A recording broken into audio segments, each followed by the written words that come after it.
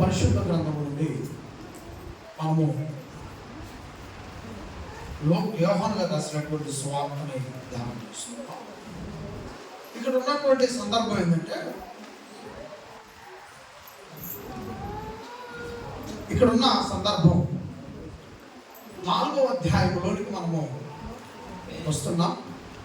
ఈ 4వ అధ్యాయము మనకి ఏం నేర్పిస్తుంది? ఈరోజు ఇక్కడ కూర్చున్నటువంటి మనమంతా కూడా, దేవాలయంలో ఉన్నటువంటి మనమంతా కూడా ఈ 4వ అధ్యాయం నుండి ఏమి నేర్చుకోవాలి, ఏమి నేర్పుతుంది ఈ అధ్యాయం అనేటువంటి విషయాన్ని మనం నేర్చుకుందాం. ఇక్కడ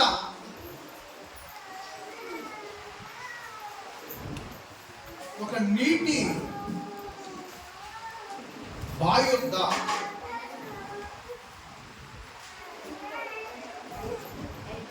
యేసు ప్రభువారికి అలాగే ఒక స్త్రీకి ఇక్కడ ఒక బలమైన సంభాషణ కొనసాగుతుంది. 4వ అధ్యాయం. ఈ 4వ అధ్యాయంలో ప్రపంచం యొక్క కళ్ళు తెరిపించింది. ఈ 4వ అధ్యాయము ప్రపంచంలో ఉన్నటువంటి మనుషుల యొక్క కళ్ళు తెరిపించినటువంటి ప్రసంగం. చెప్పింది ఆ రోజు ఒక్క వ్యక్తికి, కానీ పరిశుద్ధాత్మ దేవుడు అక్కడ యేసు ప్రభువారు ఏం చెప్పాడు? ఆ బావి వద్ద ఉన్నటువంటి ఆ మహిళ యేసు ప్రభుని ఏమడిగింది? ఈ విషయాలన్నీ కూడా పరిశుద్ధాత్మ దేవుడు యోహాను గారిని ప్రేరేపించి యోహాను గారి ద్వారా రికార్డెడ్గా ఈ అధ్యాయాన్ని లేదా ఈ ప్రసంగాన్ని రాయించి భద్రపరిచి దేవుడు మనకి ఈ సంగతులు తెలుసుకునేదానికి, ప్రపంచానికి ఈ విషయాలు తెలుసుకునేదానికి ఎంతో సహాయం చేశారు.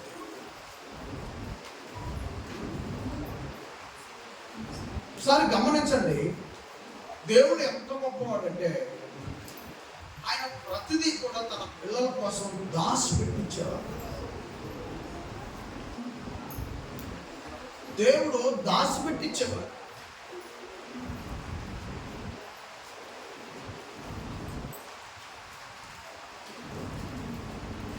ఎలా దాచిపెడతాడు దేవుడు? ఒక మామిడి తోటను చూడండి. అమ్మాయి నిన్న కాయలు పంపించుకున్నాడు. సుజాత కాయలు ఎందుకంటే ఎంత బాగున్నాయి అనుకుంటున్నాం. అంటే మామిడి చెట్టు యొక్క వాతావరణం ఏంటి? పచ్చగా ముద్దుబారిపోయి, ఆ మామిడి చెట్టు మొదలు చూస్తే ఆ పక్కన ఉన్న బండను చూసినట్టే.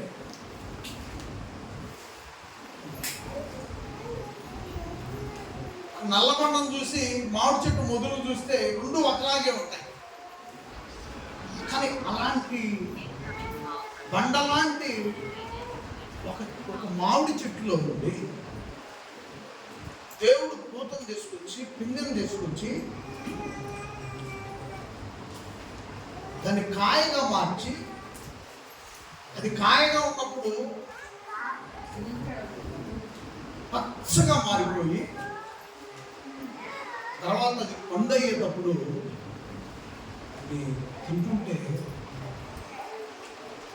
అంత మధురం వస్తుంది. అంటే ఆ చెట్టు లోపల, ఆ చెట్టులో దేవుడు ఆ కాయని, ఆ ఫలాలను దాచిపెట్టాడు తన పిల్లలైన మన కోసం. ఇలా మీరు ప్రతిదీ, దానిమ్మను చూడండి, యాపిల్ చూడండి, ప్రతిదీ దేవుడు దాచిపెట్టి మనకి ఇచ్చేవాడు. ఇస్తున్నాడు, దాచిపెట్టి ఇస్తున్నాడు. కాబట్టి ప్రియమైన వాళ్ళ పరలోకాన్ని కూడా మనకు కనిపించకుండా ఎందుకు ఇచ్చాడు అనుకుంటున్నారు? పరలోకాన్ని కూడా మనకు కనిపించకుండా ఎందుకు ఇచ్చాడంటే దాచిపెట్టాడు దేవుడు. మామిడి పండుని దాచిపెట్టి నీకు ఇస్తే, చెట్టులో దాచిపెట్టి దానికి సమయం వచ్చినప్పుడు కాయగా నీకు ఇస్తే, విడిగా తిన్నా, పెరుగన్నంలో తిన్నా ఆ ఆనందం, ఆహ్లాదం ఎంత ఇదిగా. ఇంకొకటి, దేవుడు ఎంత గొప్పవాడంటే జాగ్రత్త గమనించండి. ఆయన శాశ్వతంగా ఉంచాలనుకుంటాడు ఏదైతే. నువ్వు ఒక మామిడికాయని కాయగా నువ్వు ఇంట్లో పెట్టు, మామిడికాయని కాయగా తీసుకొచ్చి అలా కాయగానే ఇంట్లో పెట్టు. ఎన్ని రోజులు ఉంటుంది? మహా ఉంటే ఒక వారం ఉంటుంది. ఆ తర్వాత ఏమైపోద్ది? పనికిరది ఆ కాయ. ఏదైనా అంతే, ఏ పదార్థమైనా. టమాటాలు కూడా చూడండి, మీరు కాయలుగా తీసుకొచ్చి ఒక 4 రోజులు ఉంచండి, ఆ తర్వాత అవి పండిపోయి ఆ తర్వాత అది ఉపయోగం లేకుండా మారిపోతుంది. కానీ అదే టమాటాని పదార్థాన్ని వినియోగించుకునే విధానంలో మారిస్తే, అదే టమాటాని కోసి నువ్వు టమాటా పచ్చడి పెట్టు, కొన్ని నెలల పాటు అదే మామిడికాయ వారం రోజులు కూడా నీ ఇంట్లో ఉపయోగపడిన మామిడికాయని, వారం రోజుల తర్వాత ఉపయోగపడిన మామిడికాయని కోసి నువ్వు పచ్చడి పెట్టు, సంవత్సరం కూడా మళ్ళా మరి ఇదే మిరపకాయల టైం వచ్చేంత వరకు కూడా శాశ్వతంగా ఉంచాలనుకుంటున్నాడు దేవుడు. అందుకే పరలోకాన్ని దాచిపెట్టాడు. పరలోకాన్ని దేవుడు దాచిపెట్టి మనల్ని అక్కడ పదార్థాన్ని మారిస్తే, అదే రోజు చూపిస్తున్నాడు అనుకోండి పరలోకం, రోజు చూపిస్తున్నాడు అనుకోండి పరలోకం, వారం రోజులు పనికిరాని కాయలు అయిపోతాయి. కాబట్టి పదార్థాన్ని మార్చి కొన్ని నెలల పాటు సంవత్సరం పాటు ఉండే విధంగా మారిస్తే అది ఏ విధంగా ఉపయోగపడుతుంది? దేవుడు శాశ్వత కాలం ఉండాలని పరలోకాన్ని దాచిపెట్టాడు మన కోసం. మీకు ఈ భావం అర్థమైతే, ఈ రెండింటి మధ్య ఉన్న వ్యత్యాసం మీకు అర్థమైతే, క్రీస్తుని మీరు ఎంత కనపరచాలో, ఆయన ఎంత వెంబడించాలో లోపం లేకుండా కనపరుస్తారు, లోపం లేకుండా వెంబడిస్తారు. ఇది అర్థమైతే ఖచ్చితంగా దీన్ని అర్థం చేసుకోవచ్చు రైతు.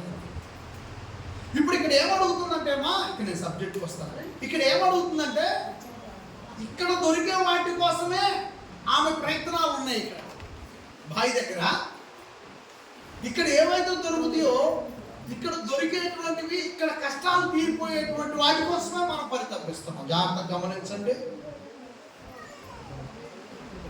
ఇటీవల వారం రోజుల క్రితము గోదావరి దగ్గరలో గ్రామం ఉంటే అక్కడికి పెళ్లికి వెళ్ళారంట కొంతమంది.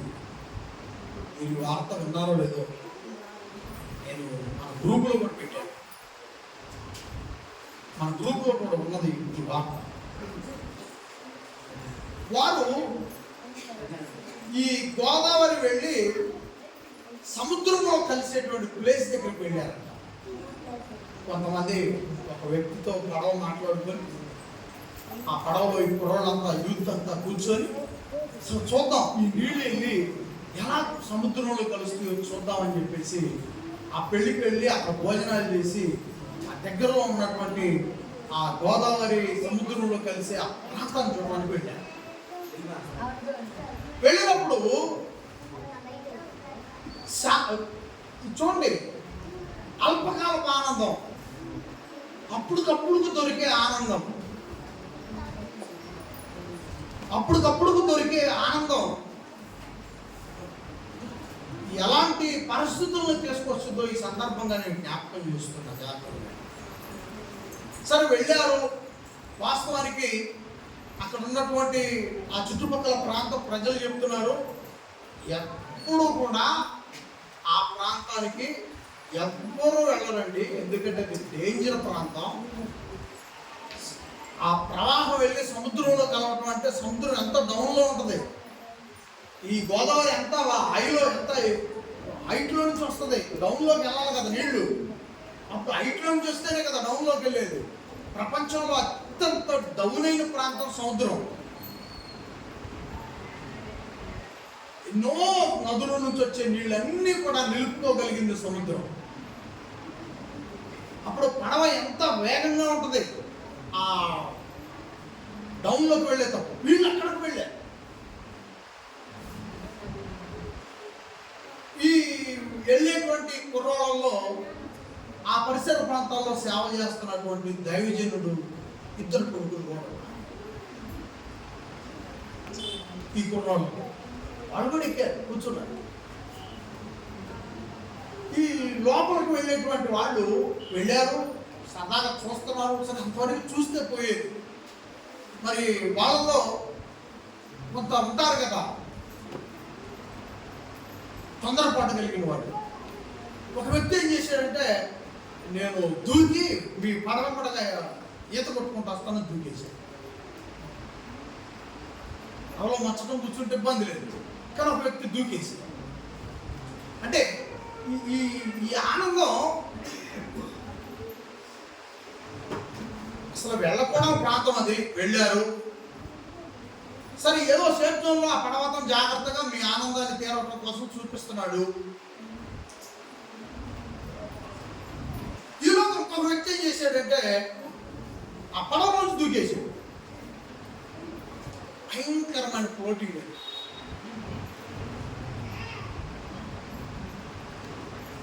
ఇతను ఆ ఫ్లోటింగ్ తట్టుకోలేక అతను ఈత ఆ ఫ్లోటింగ్ సరిపోయాక పడవ నుంచి దప్పుకున్నాడు. వెళ్ళిపోతున్నాళ్ళకే ఇంకొక ఈత వచ్చిన అతను కాపాడుకోవాలని ఆ తమ్ముడు పోతున్నాడని అన్న దూకేశాడు. అన్న పోతున్నాడని ఇంకొక అతను తమ్ముడు దూకేశాడు. ఇంకో తమ్ముడు దూకేశాడు. ఇంకొక అన్న దూకాడు. ఇంకొక వ్యక్తి దూకాడు. ఈ పాస్టర్ గారు కొడుకు దూకిండు, నా తమ్ముడు పోతున్నాడని అన్న కొడుకు దూకాడు. శవాలు కొన్ని దొరికినాయండి. కుడికి గాలిస్తాడు. పాస్టర్ గారు కొడుకులు ఇద్దరు చచ్చిపోయారు. మంచి అవనొస్తాడు, 20 సంవత్సరాలు అవనొస్తుంది. డోలు వేశాడు.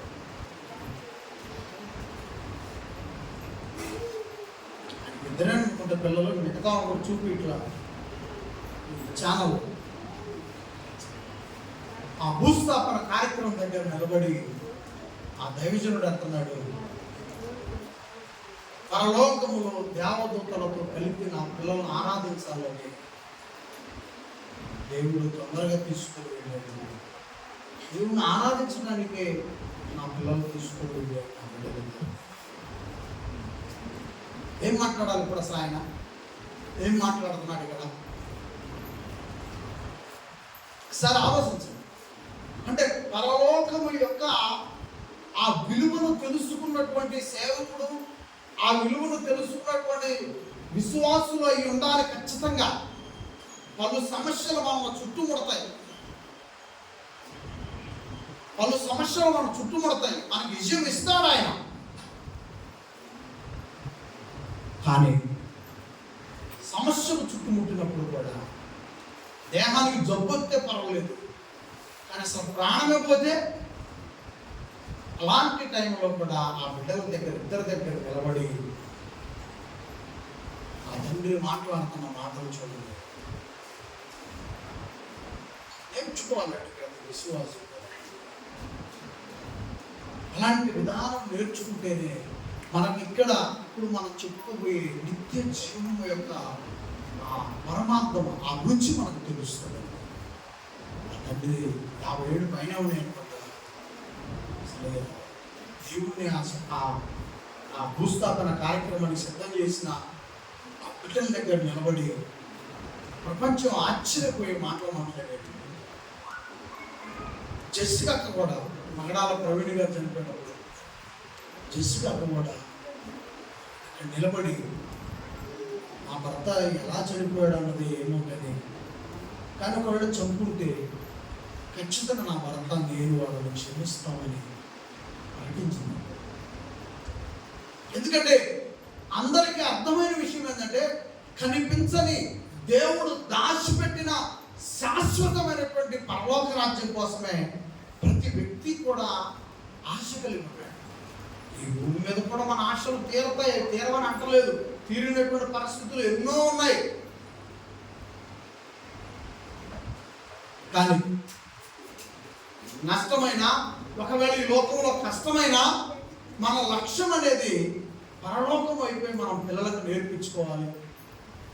పరలోకం అయిపోయి మనం కూర్చొని డిస్కషన్ చేసుకోవాలి. పరలోకం గురించినటువంటి ప్రస్తావన మనం ఎక్కువగా మాట్లాడుకోవడానికి, మన నోరు మాట్లాడటానికి, మన చెవులు, తర్వాత మన చుట్టూ ఉన్న పిల్లల యొక్క చెవులు వినడానికి మనం ప్రయాసపడాలి. మిగతా అన్నీ ఓకే, డబ్బు సంపాదిద్దాం, గొప్ప రిచ్గా ఉందాం, లేదంటే ఉన్నదంలోనే ఉందాం, ఇబ్బంది లేదు. కానీ ఇక్కడ ప్రాణం కంటే విలువైనది పరలోక రాజ్యం. ఇక్కడ ఆ దైవజనుడు మాటలను బట్టి తన బిడ్డలు ఇద్దరు యవ్వన బిడ్డల ప్రాణం కంటే కూడా పరలోకం శాశ్వతమైంది, దేవుడు నా బిడ్డలను అక్కడ ఉంచుతాడని మాట్లాడిన మాటలు చాలా అద్భుతంగా ఉంది. దయచేసి గమనించండి. ప్రసంగాలు మనం అప్పుడప్పుడు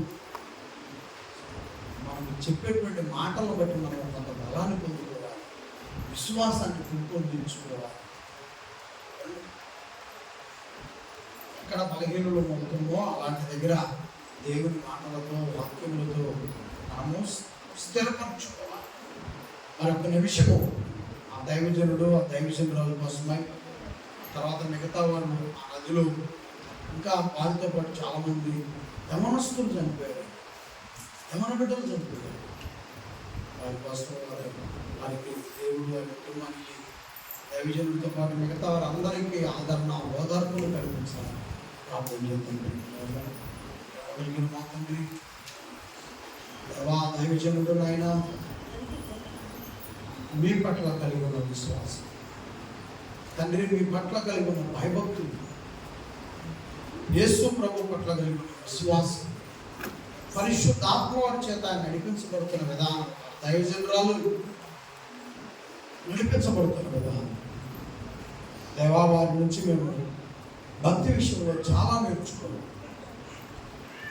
దేవా చనిపోవటం అనేది మాకు బాధకరమైన విషయం, కానీ చనిపోయారు, ఇక వాళ్ళు తిరిగి లేవరనే సంగతి తెలుసు కాబట్టి మా దేవుడిని నేను బలముగా ప్రకటిస్తానని దేవా ప్రపంచం అంతా ఇనేటట్టు ప్రకటించాడు. ప్రపంచం అంతా ఇనేటట్టు నా బిడ్డల ప్రాణం కంటే పరలోకం శాశ్వతమైంది. ఆ దైవజనుడు ఆయన ఆ బిడ్డలు ఎదుగుతున్నప్పుడు, ఆ బిడ్డల పుట్టినరోజులు చేస్తున్నప్పుడు మీ గురించి ఎంత గొప్పగా చెప్పాడో, ఆ బిడ్డల మరణ దినం రోజు కూడా అంతకంటే రెట్టింపు గొప్పగా చెప్పాడు. అలాంటి బలమైన విశ్వాసం మా అందరిలో కూడా పుట్టించాలి. కష్టాలను ఎదుర్కొని మీకోసం నిలబడి మీకోసమే మాట్లాడేవాడిగా మమ్మల్ని వచ్చారు. ఆనందమును అనుభవిస్తూ మీకోసమే మాట్లాడేవాళ్ళుగా మమ్మల్ని వచ్చారు. కీడు మేలు ఈ లోకములో ఉన్నవి, పరలోకములో మేలులు తప్ప కీడు లేదు. అది శాశ్వతమైన రాజ్యం, అది మీరుంటున్న రాజ్యం. తండ్రి, మా ప్రభువారు ఆ రాజ్యములకు ఇక్కడున్న ఒక సహోదరిని తీసుకొని వెళ్ళాలి, మమ్మల్ని తీసుకుని వెళ్ళాలి. అద్భుతమైన ప్రసంగం చెప్పారు దేవా. ఆ మాటలు ఆ దైవజనుడు, దైవజనురాలు, మిగతా కుటుంబాలు అందరికీ అర్థమైంది. వారందరికీ ఆదరణ, ధైర్యము పుట్టించాలి. యేసు ప్రభు వారికి తోడుగా ఉండాలని, పరిశుద్ధాత్మను వారిని బలపరచాలని, వారిని తిరిగి నార్మల్ ఆయన విధానంలోనికి వాళ్ళు వచ్చినట్లు ఆ బాధని అధిగమించి మరలా ప్రభు తట్టు విశ్వాసంతో చూసి వారి భక్తి జీవితాన్ని కొనసాగించుకుంటూ ధైర్యం వారి ప్రార్థనకి వేడుకొచ్చున్నాము తండ్రి. ప్రార్థన చేస్తున్న అందరికీ వందనములండి. వ్యక్తిగతంగా కూడా మీరు ఇక్కడ నిత్య జీవము గురించినటువంటి సంభాషణ ఎలా నడుస్తుందని చూద్దాం. మొదటి వచ్చిన యోహాను కంటే యేసు శిష్యులుగా చేసుకొని వారి బాప్తిసం ఇచ్చుచున్న సంగతి పరిసయ్యులు వీరని ప్రభువునకు తెలిసినప్పుడు ఆయన యూదయ దేశము విడిచి గలిలయ దేశమునకు తిరిగి వెళ్ళాడు. ఇక్కడ యేసు ప్రభువారు బాప్తిసములు కార్యక్రమంలో ఉన్నట్లుగా మనం చూస్తున్నాం. యేసు ప్రభువారు ఎక్కువ మంది శిష్యులను తయారు చేశాడు. ఎక్కువ మంది శిష్యులను తయారు చేసుకున్నట్లుగా మనం చూస్తాం. ఆ తర్వాత బాప్తిస్మ కార్యక్రమాలు ఇక్కడ జరిగిస్తున్నట్లుగా మనం చూస్తాం. బాప్తిస్మ కార్యక్రమాలు జరిగిస్తూ ఆయన యూదయ అనేటువంటి ఒక ప్రాంతాన్ని ఆ ప్రాంతం అంతా పరిచయం చేసి ఆ తర్వాత గలిలీ అనేటువంటి మరొక గ్రామానికి వచ్చినట్లుగా మనం చూస్తున్నాం. గలిలయ అనేటువంటి గ్రామంలో యేసు ప్రభువారు ఒక మంచి అద్భుతమైన కార్యం జరిగించారు.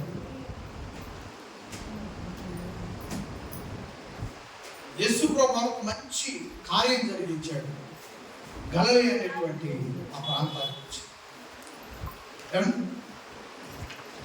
ఆ తర్వాత యేసు ప్రభు బాప్తిసాలు ఇవ్వకపోయినా దగ్గర నుండి ఆయన శిష్యుల చేత బాప్తిసాలు ఇప్పిస్తున్నట్లుగా మనం 3వ వచనంలో చూస్తున్నాం. 4వ వచనంలో యూదయ ప్రాంతాన్ని ముగించుకొని గలిలయ ప్రాంతానికి వాళ్ళు వచ్చారు. గలిలయ ప్రాంతానికి ఆ ప్రాంతం అంతా కూడా వాళ్ళు పనిచేస్తున్న రోజుల్లో ఆయన సమరయ మార్గమున వెళ్ళవలసి వచ్చింది. సమరయ మార్గం, ప్రతి గ్రామానికి కొన్ని మార్గాలు, కొన్ని పేర్లు ఉంటాయి కదా. అలాగే యేసు ప్రభు వెళ్ళేటువంటి ఈ మార్గానికి సమరయ ప్రాంతం అని పేరు. జాగ్రత్తగానండి, ఆ ప్రాంతం అంతా కూడా మనము చెప్పుకున్నటువంటి యాకోబు గారు ఉన్నాడు కదా, యాకోబు గారు ఆ ప్రాంతం అంతా అప్పటికే ఆయన తిరిగి ఆ ప్రాంతాలలో మరి గొర్రెల కోసమై బావిలు తవ్వించాడు, నీళ్లు కోసమై. ఆ ప్రాంతం అంతా యాకోబు గారు తిరిగిన ప్రాంతమే. యాకోబు గారు తిరిగినటువంటి ప్రాంతాలలో ఈ సమరయులు నివాసాలు ఏర్పాటు చేసుకున్నారు. ఈ సమరయులు నివాసం ఏర్పాటు చేసుకుంటూ యాకోబు గారు తవ్వించినటువంటి బావి దగ్గరకు వచ్చి ఈ నీళ్లు తీసుకొని వెళ్తా ఉండేవారు. బాయేమో యాకోబు గారు, నీళ్లు చేసుకుంటున్న వాళ్ళేమో సమరయులు. ఇక్కడ ఈ మేళ దగ్గర జరిగినటువంటి ఒక సంభాషణని మనం జాగ్రత్త గమనించాలి. యేసు ప్రభు సమరయ మార్గం వెళ్ళవలసి వచ్చాను. 5వ వచనం, యాకోబు తన కుమారుడైన యోసేపుకి ఇచ్చిన భూమి దగ్గర ఉన్న సమరయలోనే సుకారుడు ఒక ఊరికి వచ్చాను. యేసు ప్రభు ఆ ప్రాంతం ఏ ఊరికి వచ్చాడు? ఊరు పేరు సుకార్. యాకోబు గారు ఈ బావిని, ఆ భూమిని యోసేపు గారికి ఇచ్చాడంట పంపకాలలో. వచ్చేటప్పుడు యోసేపు గారికి వచ్చింది ఆ భూమి. యోసేపు గారికి వచ్చిన భూమిలో ఉంది బావి. సరే, ఆ ఊరు వచ్చాడు యేసు ప్రభు. ఆ ఊరు దగ్గర ఉన్నాడు.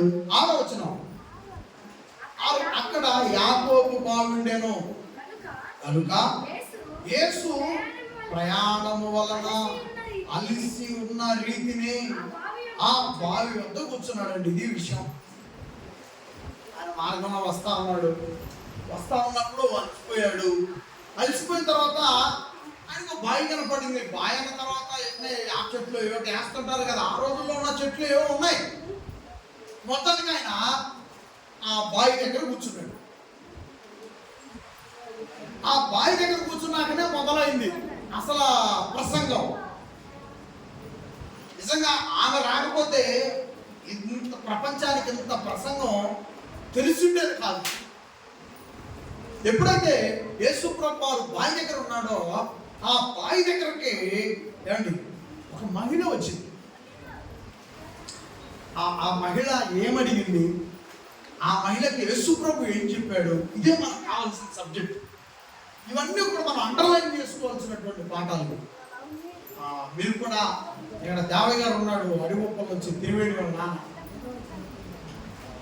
ఎన్నో బావిలు చూసుంటాడు ఆ ప్రాంతాల్లో. ఏమంటే బావి దగ్గరికి వెళ్ళేవాళ్ళ దేవయ్య గారు వాటర్ కోసం బావి దగ్గర వెళ్ళేవాళ్ళు కదా. అంతే, గొర్రెల కాపరులు ఎక్కువగా బావిలను ఆశ్రయిస్తారు, బావులను ఆశ్రయిస్తారు, మరి అడవుల్లో ఉండేటువంటి నీటి గుంతలను ఆశ్రయిస్తారు, వాటర్ మరి చెరువులను ఆశ్రయిస్తారు. ఇవన్నీ కూడా కాపర్లకు బాగా తెలుసు. ఇక్కడ ఒక బావిని యేసు ప్రభువారు చూసి ఆ బావి దగ్గర రెస్ట్ తీసుకుంటున్నాడు, కూర్చున్నాడు. ఆయన ఈ లోపల ఏమండి 7వ వచనం, అక్కడ ఇంచుమించు టైం కూడా ఇచ్చాడు ఆ బావి దగ్గర కూర్చున్న రీతినే. అప్పటికి ఇంచుమించు 12 గంటలు అయిందంటండి. టైం అంతా 12 అంటే అందరూ అలసిపోయే సమయం అది. యేసు ప్రభు పడి లోకంలో నీలా నాలాగానే ఉన్నాడు కనుక ఆయన కూడా అలసిపోయి ఆయన నడుచుకుంటా అనేక ప్రాంతాలు నడుచుకుంటూ వచ్చాడు. మహానుభావుడు నడుచుకుంటూ రావటం వలన ఆయనకు అలసుకొచ్చి ఆ 12 గంటలప్పుడు ఆ బావి దగ్గర కూర్చున్నాడు. ఆయన కూర్చోవడం వల్ల పర్వాలేదు, ఆయన అక్కడ ఉంటే ఇబ్బంది లేదు. కానీ అక్కడికి ఒక తల్లి వచ్చింది. ఒక తల్లి రావటం వలన ఇంత ప్రసంగం మనం ఈరోజు ఆలోచించుకుంటున్నాం. 7వ వచనం, సమరయ స్త్రీ ఒక ఆమె నీళ్లు చేదుకొనుటకు అక్కడికి రాగా, ఏమండి స్టార్ట్ అయిందండి. ఆమెకు మధ్యాహ్నం 12 గంటలప్పుడే నీళ్లు అవసరమైనాయి. ఆమెకు నీళ్లు అవసరమయ్యి 12 ఆమె నీళ్ళ కోసం అక్కడికి వచ్చింది. మంచినీళ్ళు తాగే బావి అన్నమాట. అది చాలా స్పష్టమైన నీళ్ళే, మంచినీళ్ళు తాగే బావి కాబట్టి నీళ్ళ కోసం వచ్చింది అక్కడికి ఆమె. ఆ నీళ్ళ కోసం వచ్చింది. ఓకే, యేసు ప్రభువే పలకరించాడు ముందామని. యేసు ప్రభువే పలకరించాడు. ఏమంటున్నాడు యేసు ప్రభు? ఏమంటున్నాడు? యేసు నాకు దాహం ఇవ్వని ఆమె అడిగాను. అమ్మా, ఎట్టో వచ్చావు కదా, నేను అలసిపోయి ఉన్నాను, నాకు కొంచెం నీళ్ళు తాగుతాను. సరే, ఏమా ఇస్తానయ్యాను, కొద్దిగా తీసిస్తే పోయేది. కానీ ఎట్లా? యేసు ప్రభు అడిగాడు. ఆయన ఎవరైతే ఆమెకెందుకు? నీళ్ళు అడిగాడు, నీళ్ళు ఇస్తే అయిపోయేది. కానీ ఆమె మనదంటే ఆమె ఏమని మాట్లాడుతుందంటే యేసు ప్రభుతో, నీళ్ళు అడిగాను. ఆయన శిష్యులు ఆహారం కొనడానికి ఊళ్ళోకి వెళ్ళారు. ఎందుకంటే నువ్వు బావి దగ్గర కూర్చోయ్యా, మేము ఆహారం తీసుకొని వస్తాం, మనము ఇక్కడ కూర్చొని తిందాం అని చెప్పేసి వాళ్ళు వెళ్ళారు. వాళ్ళు వెళ్ళి వాళ్ళ ప్రాంతంలో తినేసి, ఆహారం ఎక్కడ దొరుకుతుందో అక్కడ ఆహారం తినేసి చివరికి యేసు ప్రభు పార్సల్ తీసుకున్నారు. శిష్యులు పార్సల్ తీసుకున్నారు. ఇక వాళ్ళ పనిలో వాళ్ళు ఉన్నారు. ఇక్కడ వీళ్ళిద్దరూ దైవ సంబంధమైనటువంటి పరిస్థితులు మాట్లాడుకున్నటువంటి పనిలో వీళ్ళు ఉన్నారు. సరే, శిష్యులు వెళ్ళారు, వాళ్ళ పనిలో వాళ్ళు ఉన్నారు. 9వ వచనం, ఆ సమరయ స్త్రీ చూడండి, మంచినీళ్ళిద్ద అయిపోయేది. ఒక మాటతో మంచినీళ్ళిద్ద అయిపోయేదానికి ఆమె ఏం చేసిందంటే మళ్ళీ ప్రశ్న అడిగింది. యేసు ప్రభుని ఏమని అడిగింది? యూదుడవైన నీవు సమరయ స్త్రీనైన నన్ను దాహము ఇమ్మని ఎలా అడుగుచున్నావని. అది ఇక్కడ మొదలైందండి అసలు విషయం. ఒక అద్భుతమైన సబ్జెక్ట్ బయటకు రావడానికి ఈ ప్రశ్న ఆమె బ్రతుకుని మార్చడానికి ఆమెకు తెలియకుండా వేసింది ప్రశ్న. ఆమె జీవితం ధన్యమవటానికి ఆమె తెలియకుండా ఆమె ప్రశ్న వేసింది. ఎవరైతే ఆమెకు ఎందుకు మంచినీళ్ళిపోయేది. కానీ ఆమె ఏమన్నదంటే, నువ్వు యూదుడు కదా, నువ్వు యూదుడివి, నువ్వు మనిషి. ఎందుకని ఆమె యూదుడు అని చెప్పగలిగింది? ఎందుకని ఆమె యూదుడు అని చెప్పగలిగిందంటే వాళ్ళ ఆకారము, వాళ్ళ డ్రెస్సింగ్ అంతా అర్థమైపోతుంది. ఎందుకంటే నేను ఈ మాట ఎలా చెప్పగలుగుతున్నానంటే, సత్రపల్లి రైల్వే స్టేషన్ దగ్గరికి మేము వెళ్ళాము, సావుకురాలు నేను ఇద్దరు వెళ్ళాము. అక్కడ గేటు పడింది. వీళ్ళు ఉంటారు కదా, బండ్లు ఆగినప్పుడు డబ్బులు తీసుకునేవాళ్ళు ఉంటారు. ఆమె అక్కడి నుంచి గేటు పడిన దగ్గర నుంచి తీసుకుంటూ వచ్చి మా దగ్గరకు వచ్చి 2 చేతులు ఎత్తి వందనాలు చెప్పి, నేను ఇంక మీ దగ్గరికి రానయ్యా, మీరు నాకు డబ్బులు ఇవ్వాల్సిన పని లేదు, నేను రాను మీ దగ్గరికి వస్తాను. అట్లా 2 సార్లు చేస్తున్నా. 3వసారి ఒక రోజు నేనే పిలిచాను ఆమె, ఇంక రావట్లేదు మా దగ్గరికి. అమ్మా ఇక్కడ వచ్చింది. మేము సేవ చేయడానికి చాలా ఇబ్బంది పడుతున్నాం, నన్ను దత్తత తీసుకోరాదు. అమ్మో, అంత అదృష్టవంతురాలయ్యా నేను, అరుగులాలు కదా కూడా బాగుంది. అంటే మేము తెల్ల బట్టలు వేసుకొని కూడా లేవు, మేము పెద్దగా ఏమి కదా తెలుసుగా, మీరు తెల్ల డ్రెస్ వేసుకొని నార్మల్గా అన్ని రంగులు కూడా వాడుకుంటారు. అలాంటి పరిస్థితుల్లో కూడా ఆమె మా విధానాన్ని చూసి, మా మొహమును చూసి ఆమె కనిపెట్టేసింది. అలాగే ఈ సమరాయ స్త్రీ కూడా, అందుకు ఆ సందర్భం గుర్తొచ్చింది.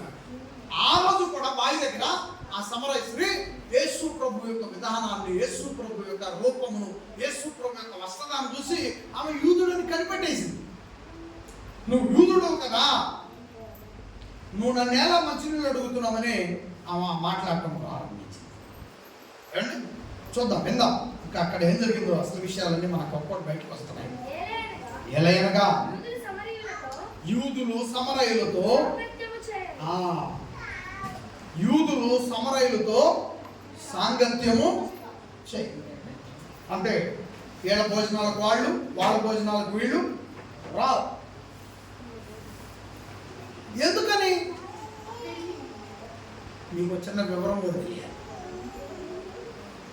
ఎందుకని వీళ్ళ మధ్య ఏముంది అంటే, ఇప్పుడు భేదాలు ఉన్నట్లుగా ఆ రోజుల్లో కూడా ఉన్నాయా? లేదు. విషయం, ప్యూర్ యూదులు వేరు. అంటే యూదులు అంటే యూదుల్లో ఉన్నటువంటి అబ్బాయిని, యూదుల్లో ఉన్నటువంటి అమ్మాయిని మాత్రమే పర్ఫెక్ట్గా చేసుకునేటువంటి ఒక బ్యాచ్ సపరేట్ అయిపోయాయి. ఈ సమరయులు ఎవరంటే మిశ్రమ జాతి. అంటే ఎవరికైనా వీళ్ళు పిల్లలు ఇచ్చుకొని ఆ రోజు వాళ్ళకి ఇస్తున్నారు, వేరే వాళ్ళకి వీళ్ళు చేసుకుంటున్నారు. అంటే వీళ్ళు కూడా దేవుణ్ణి ఆరాధించేటువంటి వారే. వీళ్ళు దేవుణ్ణి ఆరాధించేవాళ్ళే, యూదులు దేవుణ్ణి ఆరాధించేవాళ్ళే. ఈ సమరయ ప్రాంతంలో నివాసం ఉంటున్న ప్రజలు కూడా దేవుణ్ణి ఆరాధించేవాళ్ళే. ఇద్దరు దేవుణ్ణి ఆరాధించేవాళ్ళే. మరి ఎందుకు వీళ్ళకి సాంగత్యం లేదు? ఎందుకు వీళ్ళు ఒకళ్ళ భోజనాలకు ఒకళ్ళు వెళ్ళట్లేదు? ఎందుకు వీళ్ళ పరిస్థితులు ఇక్కడ ఈ విధంగా ఉన్నాయనంటే ఇదే తేడా. వీళ్ళు ఖచ్చితంగా యూదులు అంటే ఆ యూదులే. వీళ్ళు ఎట్లా కాదు, ఈ అన్ని గ్రూపులు కలిసిపోయారన్నమాట. అన్ని గ్రూపులు కలిసిపోవటం వల్ల వీళ్ళు ఏం చేశారంటే, పర్ఫెక్ట్ అయిన యూదులు అనేటువంటి వాళ్ళు ఏం చేశారంటే, మేము మీ కలిసి రాము, మీరు మా కలిసి రాము. ఇది సమస్య. అంటరాంతనం కాదు, కానీ మీరు పర్ఫెక్ట్గా ఉండలేదు. ఇద్దరు మళ్ళీ ఒకే దేవుని ఆరాధిస్తున్నారు. ఇది వాళ్ళ మధ్య ఉన్నటువంటి వ్యత్యాసం. అందుకని ఏమేమంటుందంటే, మరి నువ్వు యూదుడు, మేము సమరయుడు, నీకు మాకు పెద్దగా సాంగత్యం లేదు. 10వ వచనం జాగ్రత్తగానండి. ఆ మాట అన్న తర్వాత మళ్ళీ యేసు ప్రభు మాట్లాడుతున్నాడు. యేసు ప్రభు మాట్లాడుతూ, అందుకు యేసు నీవు దేవుని వరమును, ఇక మొదలు పెట్టాడు, నీవు దేవుని వరమును నాకు దాహము ఇమ్మని నిన్ను అడుగుచున్నవాడు అది ఎరిగుంటే నీవు ఆయనను అడుగుదు, ఆయన నీకు జీవజలమిచ్చునని ఆమెతో చెప్పాడు. ఎప్పుడు వినని పదాన్ని ఆ రోజు ఆమె చెబుతుంది. ఆమెకి జలం తెలుసు. ఏమా ఎరా, ఆమెకి జలం అంటే ఏంటో తెలుసు. జలం అంటే ఏంది? నీళ్లు. వాళ్ళు పూర్వీకుల నుంచి వాడుతున్న పదం అది. జలం అంటే తెలుసు, కానీ జీవజలం అంటే ఆమె వెళ్ళింది. ఆ రోజు వెళ్ళింది. జీవజలం అంటే ఆ రోజే. జలం అంటే భూమి నుండి పుట్టుద్ది, జలం అంటే ఆకాశం నుండి వస్తుంది, జలం అంటే భూమి పైన దొరుకుతుంది, భూమి అడుగులు దొరుకుతుంది. ఇది జలం. అవి భూమి కింద నీళ్లు, ఇవి భూమిపై నీళ్లు, అవి ఆకాశం నుండి వచ్చే నీళ్లు. ఎన్ని నీళ్లు ఉన్నాయి? 3 నీళ్లు ఉన్నాయి. ఆకాశం నుండి వచ్చే నీళ్లు, భూమి మీద స్టాక్ ఉండే నీళ్లు, భూమి కింద ప్రవహించే నీళ్లు. ఈ 3 నీళ్లు పైనుంచి వచ్చినా జలమే, భూమి మీద దొరికినా జలమే, భూమి కింద నుంచి వచ్చినా జలమే. కానీ జీవజలం ఎక్కడది? ఆమె ఏదో నీ పదాన్ని ఆ రోజు అన్నది, ఇదేంటి జీవజలం అంటున్నాడేంటి? ఈ జీవజలం ఎక్కడది? ఈ జీవజలం అనే పదం ఎక్కడది అని ఆమె ఆలోచనలో పడిపోయింది. ఆయన కొత్త పదం పలికాడేంటి అని ఆలోచనలో పడిపోయింది. ఆలోచనలో పడి ఇక మొదలు పెట్టింది ఆమె కూడా ఒక్కొక్కటి అడగటం ప్రారంభించింది. చూద్దాం. ఏమండి? 11 వచ్చింది. అప్పుడు ఆ స్త్రీ, అయ్యా మొదలు పెట్టింది, ఈ బావి లోతైంది, చేదుకొనుటకు యేసుప్రభు దగ్గర ఏమి లేదు. యేసుప్రభు దగ్గర ఏమి లేదు కనుక ఆ జీవజలము నీకు ఎలాగ దొరుకును అని అడుగుతుంది. నీ దగ్గర ఏమి లేదు కదా చేదుకోవడానికి, బకెట్ లేదు, చెమ్ము లేదు, తాడు లేదు, ఏమి లేదు, నీకు ఆ జీవజలం ఎలా దొరుకుతుంది? ఆమె అనుకుంటుంది, ఈ యాకోబు గారు దైవభక్తుడు కదా, దైవభక్తుడైన యాకోబు గారితో మీద ఈ బావిలో ఉన్న నీళ్లు జీవజలం అనుకుంటున్నామా? ఇన్నాళ్ళు మేము జలం అనే పిలిచాం, లేదంటే నీళ్ళు అని పిలిచాం. ఈ బావిలో ఉన్నవి జీవజలమా? ఏమండి? అందుకే ఆమె ఏమంటుంది, ఈ బావి చాలా లోతైంది, ఆ జీవజలాన్ని కడుతుంటే ఆ బావిలో ఉందనుకుంటున్నాం జలం, ఆ బావిలో ఉందనుకుంటున్నాం జీవం. చాలా మంది మన చుట్టూ మనం ఉన్నటువంటి వాళ్ళు అందరూ పొరపాటు పడేది అక్కడే, అందరూ పొరపాటు పడేది అక్కడే. ఎందుకంటే వస్తువులలో గౌరవం అనుకుంటాం, లేదా ఆదాయంలో మనకి విలువలు ఉంటాయనుకుంటాం. మనము మన ఖ్యాతిని మన చుట్టూ ఉన్న వాటి ద్వారా పెంచుకోవాలనుకుంటాం. ఇక్కడ ఈ తల్లి ఏ పొరపాటు అయితే ఆనాడు పడిందో, నేటికి కూడా మనము అలాంటి పొరపాట్లు కొనసాగుతున్న మనం మర్చిపోవాలి. మనకి చుట్టూ ఉన్న అవసరాలు వేరు, మన చుట్టూ ఉన్నటువంటి పరిస్థితులు వేరు, మన చుట్టూ ఉన్నటువంటి లాభ నష్టాలు వేరు, మన చుట్టూ ఉన్నటువంటి వాటి వలన పెరిగే ఖ్యాతి వేరు. ఎందుకంటే ఒకసారి గమనించండి,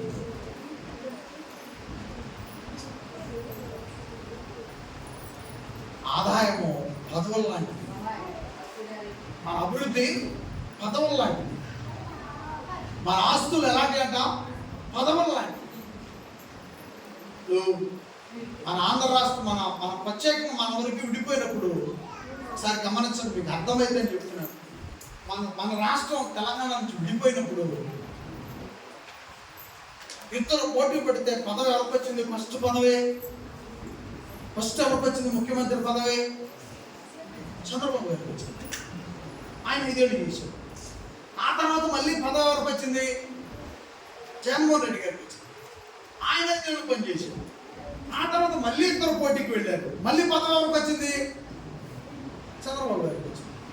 తర్వాత ఎవరికి వచ్చిందో మనకు తెలియదు. మన చుట్టూ ఉన్న అభివృద్ధి కూడా పదవులు లాంటివి. ఎందుకంటే వాటిల్లోనే ఉంది అని నమ్మేటువంటి పరిస్థితులకు నేను చెప్తున్నాను. ఇదిగో ఈ బంగారంలోనే ఉంది, ఈ డబ్బులోనే ఉంది, ఈ భూమిని కొంటేనే ఉంది, ఈ బిల్డింగ్ కడితేనే ఉంది, ఇది ఫలానా దానిలోనే నాకు ఖ్యాతి పేరు ఉంది అనుకుంటే అది పదవం లాంటిది. అది పదవం లాంటిది. 3 శౌర్యాలు తాడేసుకొని నువ్వు వచ్చావనుకోండి, ఆమె 6 శౌర్యాలు వేసుకొని వస్తుంది. అందుకని ఎంతవరకు ఆ గౌరవం ఉంటుందో మనకి, ఎంతవరకు ఉంటుందో ఆ గౌరవం తెలియదు. కానీ జీవం అనే గౌరవం ఎంత ప్రార్థనలో ఉంటే అంత, ఎంత నువ్వు వాక్యము గురించి ఆలోచిస్తే అంత, ఎంత నీవు భక్తి పరులుగా మన ప్రవర్తన మనము సరి చేసుకుంటే అంత, అవి తగ్గేది కాదు. అది ఎవరో కూడా తగ్గించేదే కాదు. నువ్వు ఏ స్థితిలో ఉన్నా ఆ జీవము గురించి ఆలోచిస్తూ ఉంటే ఆ పదవి ఏనాటికి ఓడదు. ఆ పదవిని ఓడించే వారు ఇంకొకరు ఉండరు. మన ఊపిరి ఉన్నంత కాలం జీవం అనే పదము నిన్నెప్పుడు కూడా అభివృద్ధి వైపు నడిపిస్తుంది, నిన్ను దేవుని వైపు నడిపిస్తుంది. శాశ్వతమైనటువంటి పరలోక రాజ్యం వరకు మనల్ని ఈ జీవం నడిపిస్తుంది. కాబట్టి ఆస్తులు, అభివృద్ధి అనేటువంటిది పదవం లాంటిది. జీవం అనేది శాశ్వతమే. జీవానికి ఓటమే లేదు. కాబట్టి ఏమనుకుంది, ఆ బావిలో దొరికింది అనుకుంటున్నావు కదా నువ్వు జీవం. ఆ బావిలో దొరికే జీవానికి నీకు తాడేది, నీకు చేతుకోవడానికి పాత్ర ఏదని అడుగుతుంది. ఏమండి, అది ఇప్పుడు మనం అనుకుంటాం. అసలు ఆమె అడుగుతుంది ఎవరిని? అసలు ఆమె అడుగుతుంది ఎవరిని? అడుగుతుంది సాక్షాత్తు జీవాన్ని. ఆమె ప్రశ్నిస్తుంది ఎవరిని? జీవాన్ని. జీవాన్నే ప్రశ్నిస్తున్నామా? ఆమెకు అర్థం కాక ప్రశ్నించింది. తర్వాత వచ్చిన అలా బాగుంటాయండి. మీరు గమనించండి దయచేసి. కొద్దిగా ఓపెన్ తీసుకుని ముగిస్తాను. మీరు వచ్చిన అమ్మా 12 వచ్చిన తాను అంటే యాకోబు గారి గురించి చెప్తుంది. తాను తన కుమారులను పశువులు బావి నీళ్లు తాగి మాకిచ్చిన మన తండ్రి అయిన యాకోబు కంటే నువ్వు గొప్పవాడు అని అడుగుతుంది. ఎవరినే? యేసు ప్రభుని అడుగుతుంది. నువ్వు యాకోబు కంటే గొప్పవాడివా? ఆయన తాగాడు, ఈ బావి నీళ్ళు ఆయన తాగాడు. ఆయన తర్వాత మళ్ళీ ఆయన కుమారులకు ఇచ్చాడు. యేసు గారికి ఇచ్చాడు కదా, ఆయన కుమారులకు ఇచ్చాడు. వాళ్ళు తాగుతూనే వచ్చారు. తరతరాల నుంచి తాగుతూ వస్తున్న ఈ బావి నీళ్లు, ఈ బావిని తవ్వించిన మన పితరుడైన మరి యాకోబు కంటే నువ్వు గొప్పవాడివా అని యేసు ప్రభుని ప్రశ్న వేసింది. నువ్వు గొప్పవాడివా? 13వ వచనం. అందుకు యేసు ఇక మొదలు పెట్టాడండి. అసలు విషయం మొదలు పెట్టాడు. అందుకు యేసు, ఈ నీళ్లు తాగు ప్రతివాడు నువ్వు. ఈ యాకోబు గారు తవ్వించాడు కానీ బావిలే. యాకోబు గారు తవ్వాడు కానీ బావిలే. ఆయన ఎన్నిసార్లు తాగుంటాడంటే ఈ నీళ్లు. ఆయన బతికున్నంత కాలం తాగి. ఆయన కుమారుడికి ఇచ్చాడు అన్నావు కదా నువ్వు. మరి వాళ్ళ కుమారులు ఎన్నిసార్లు తాగారు? వాళ్ళు బతుకున్నంత కాలం తాగి. అంటే గంటకు బావి నీళ్లు కుక్క వేయకపోతే, గంటకు ఒకసారి బావి నీళ్లు కుక్క వేయకపోతే బతకలేని వాళ్ళు. బావి నీళ్లు గంటకి కుక్కేస్తే గాని, ఆ గుటకెత్తే గాని వాడు బ్రతికారు. నువ్వు గొప్పవాడివా అని అడుగుతున్నావు. వాళ్ళు ఇవి తాగితేనే ఎందా యేసు ప్రభు మాట్లాడుతున్నాడు. వాళ్ళు గంటకి గుటకేస్తే, ఈ బావి నీళ్లు గంటకి గుటకేస్తేనే కానీ వాళ్ళు బ్రతికారు. యేసు ప్రభు మాట్లాడుతున్నాడు. నేనిచ్చు నీళ్లు త్రాగు ప్రతివాడును వాడెప్పుడును, నేనిచ్చు నీళ్లు త్రాగు వాడెప్పుడును తప్పిక కొనడు. నేనిచ్చు నీళ్లు నిత్య జీవమునకై వానిలో ఊరెడి నీటి పొక్కగా ఉండునని ఆమెతో చెప్పాడు. ఆమె చెప్పాడు పెద్దగా. ఆ జీవజలము యేసు ప్రభు మనకు కూడా అనుగ్రహించాడు. ఆమె చెప్తూ పెద్దగా చప్పలు పడుతూ కనపరచండి. దేవునికి మహిమ కలుగును గాక. మాను యాకోబు కంటే గొప్పవాడు అని అడిగావు. యాకోబు గారికి తవ్వించిన బావిలో నీళ్లు గంటకి తాగితేనే వాడు బ్రతికారు. కానీ నేనిచ్చు నీళ్లు తాగితే ఇంకెప్పటికే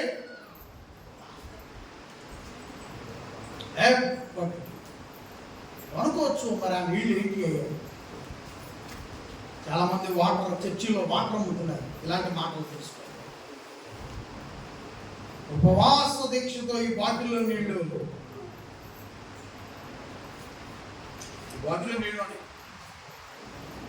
ఇక్కడ రెయ్యింబొగులు ప్రార్థన చేసినా ఈ బాటిల్లో నీళ్ళే. అక్షరసంగా ఏం మారదు. మారతే పోనీ ట్రై చేద్దాం, నాకు గంట సేపు ఉండి.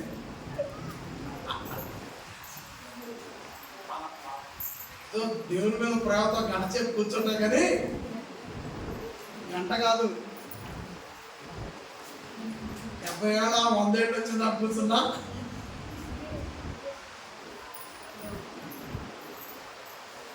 మారే ఛాన్స్ అయితే జీవజలం అంటే ఏదో ఇజ్రాయెల్ దేశంలో దొరికే నీళ్లు అవి జీవజాలము, యాకోబుతో ఇచ్చిన నీళ్ళే జీవజాలం కాదన్నాడు. ఇంక ఇజ్రాయెల్ దేశంలో దొరికే నీళ్ళు జీవజాలమా? సాక్షాత్తు దేవుని యొక్క దాసుడితో ఇచ్చిన బావిలో నీళ్ళే జీవజాలం కాదన్నాడు యేసుప్రభు. అప్పుడు ఇజ్రాయెల్లో దొరికే నీళ్లు తెచ్చి ఆ నీళ్లు ఒక పెద్ద గానిగ, ఆ గానిగలో నీళ్లు పోసి మళ్ళీ వాటిని బాటిల్ కేసి ఇజ్రాయెల్ నీళ్ళు అన్నీ కూడా వ్యాపారం. అట్లేదు మరి దేవుడిచ్చిన జీవజాలం ఏంటి? ఏంట ఆ జీవజాలం ఏంటి? ఆయన యేసుక్రీస్తు వారు మనకు ఇచ్చిన రక్షణ. ఆమె మన ప్రభు అయిన యేసుక్రీస్తు వారు మనకి ఇచ్చిన సత్యమైన వాక్యం. వాక్యమే జీవజలం, రక్షణే జీవజలం. సత్య వాక్యముతో కూడిన రక్షణ జీవజలం. ఆ జీవజలం మనందరి బాప్తిస్మం ఎవరైతే తీసుకుని అలాంటి వారిని మినహాయిస్తే మనందరికీ ఆ జీవజలం. అందుకని ఆయన మాట్లాడుతూ, నేను ఇస్తే నీళ్ళకి ఎప్పటికి ఎవరో 15 వచ్చింది. అప్పుడు ఆమెకి కొంతమేరకు అర్థమైపోయి 15 వచ్చినలో ఆ స్త్రీ ఆయనను చూసి అయ్యా స్టార్ట్ చేసింది.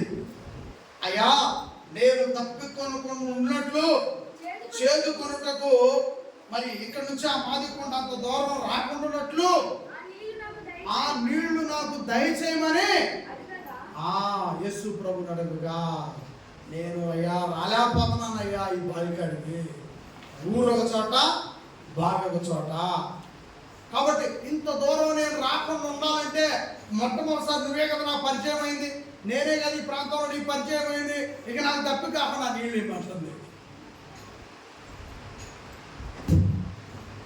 నీకు తప్పి కాకుండా ఆ నీళ్లు ఇవ్వమంటుంది యేసు ప్రభు. అయ్యా ఇక నాకు తప్పి కాకుండా నీళ్లు నాకు ప్రసాదించాయని అడుగు. చేదుకొనుటకు ఇంత దూరం రాకున్నట్లు ఆ నీళ్లు నాకు దయచేయమని అడగగా 16 వచనం యేసు ప్రభు ఆమెను ఒక ప్రశ్న అడుగుతున్నాడు. నీవు వెళ్ళి నీ పెనిమిటిని పిలుచుకొని ఇక్కడికి రమ్మని ఆమెతో చెప్పాను. ఆ స్త్రీ నాకు పెనిమిటి లేడు అనగా యేసు ఆమెతో, నాకు పెనిమిటి లేడని నువ్వు ఎలా చెప్పుతున్నావు అని లేడనగా యేసు ఆమెతో, నాకు పెనిమిటి లేడని నువ్వు చెప్పిన మాట సరియే. 18 వచనం నీకు 5 పెనిమిట్లు ఉండి ఇప్పుడు ఉన్నవాడు నీ పెనిమిటి కాదు. అప్పుడు ఆమె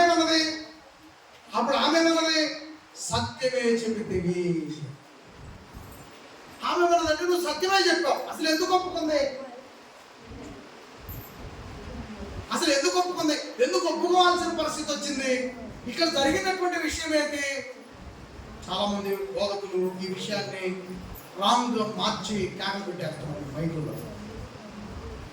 ఫస్ట్ లో మీకు మాట చెప్పాను, ప్రారంభంలో మాట చెప్పాను. ఏమని చెప్పానంటే యూదులు సపరేట్, సమరయులు సపరేట్.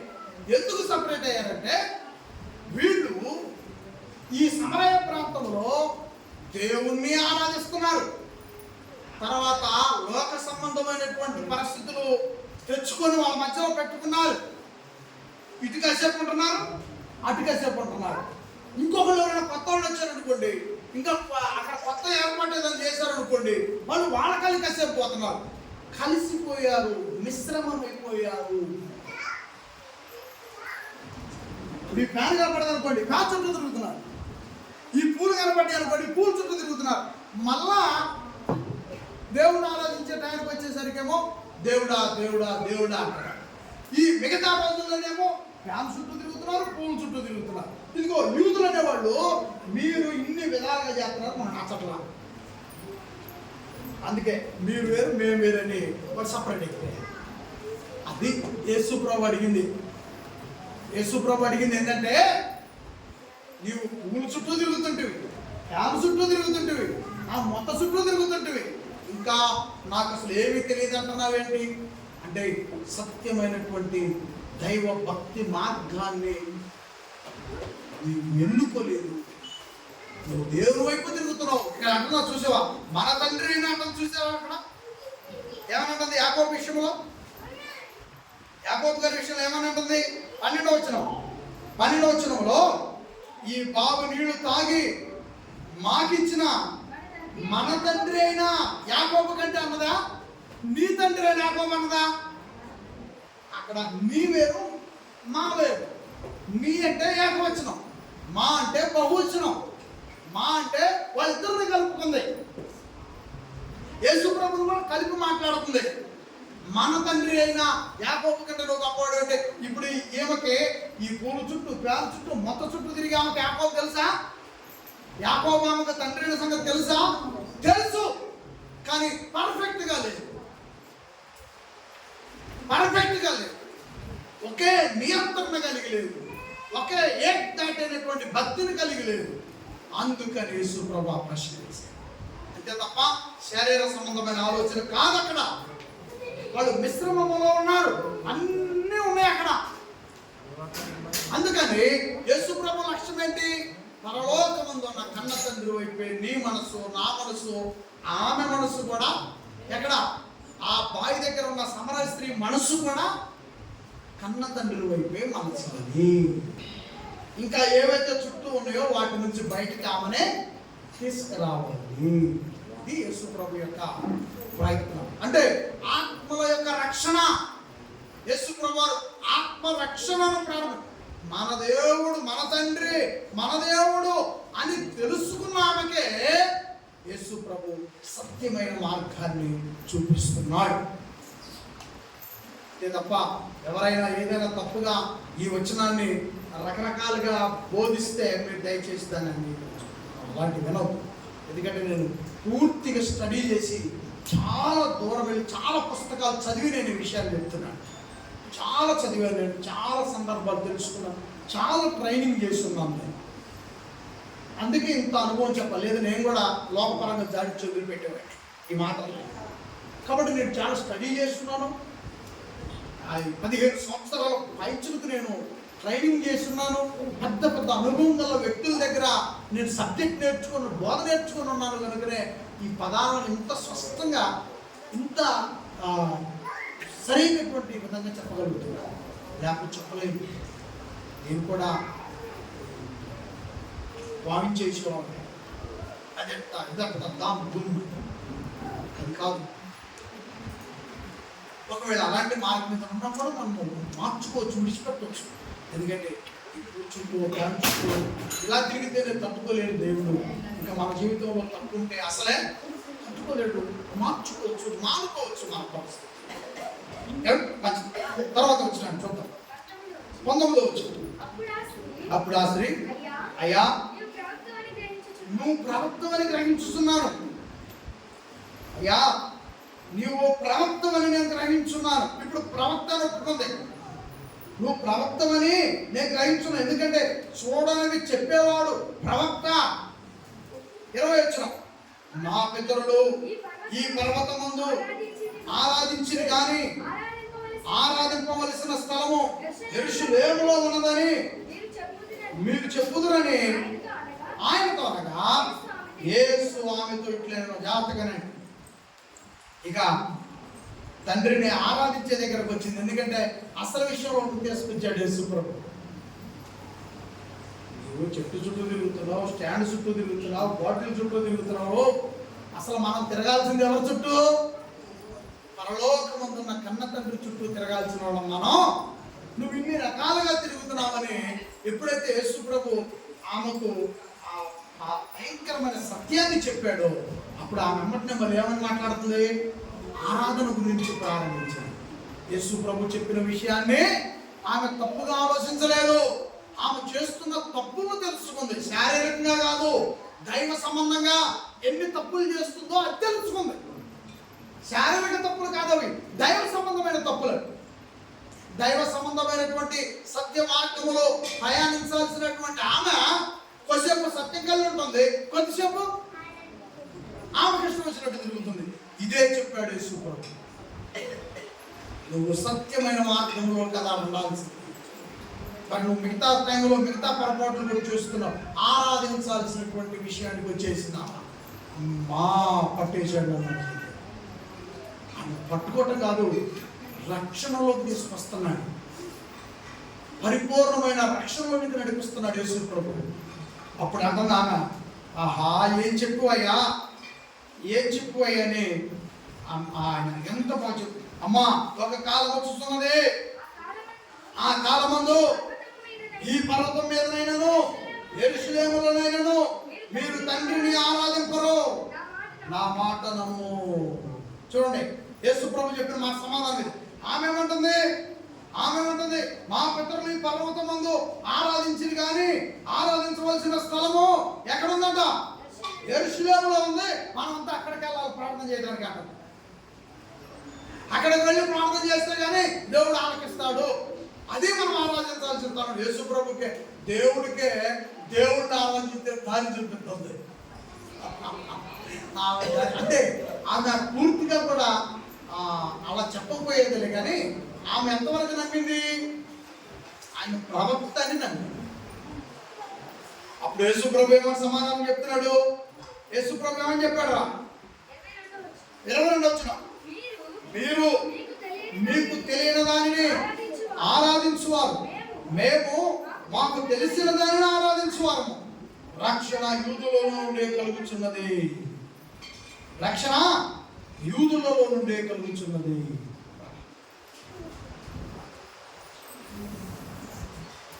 అంటే 23 వచనం, అయితే యథార్థముగా ఆరాధించువారు, మొదలుపెట్టాడండి యేసు ప్రభు, ఆత్మతోనూ సత్యముతోనూ తండ్రిని ఆరాధించు కాలము వచ్చుచున్నది, అది ఇప్పుడును వచ్చే ఉన్నదని, తను ఆరాధించువారు అట్టివారే కావాలనని తండ్రి కోరుచున్నాడు. తండ్రికి ఏ ఇష్టమైతే ఉందో ఆ ఇష్టాన్ని అర్థం చేసుకునేటువంటి ఆ తల్లికి యేసు ప్రభు స్పష్టంగా చెప్తున్నాడు. మా ఎక్కడో పర్వతం మీద ఆరాధిస్తానంటున్నావు, యెరూషలేములో ఆరాధిస్తానంటున్నావు, అది కాదమ్మా ఆరాధన అంటే రక్షణ పొందుకొని ఆరాధించాలి. మనిషి హృదయంలో రక్షణ ఉండాలి, మనిషి బ్రతుకులో రక్షణ ఉండాలి. రక్షణతో పాటు తండ్రిని ఆరాధించాల్సింది యెరూషలేముకు వెళ్ళి కాదు, ఆత్మతో ఆరాధించాలి. యెరూషలేముకు వెళ్ళి కాదు, సత్యముతో ఆరాధించాలి. నువ్వు ఎక్కడ నిలుచున్నావో అక్కడే ఆరాధించే రోజులను దేవుడు తీసుకొచ్చాడు. ఆమె చెప్పి తండ్రికి ఒకసారి అందరూ బలముగా చెప్పలేమంటే తండ్రిని కనపరుచుకుని యేసు ప్రభు ఆ రోజు అవునమ్మా మనం అంతా యెరూషలేమే వెళ్ళాలనుకోండి,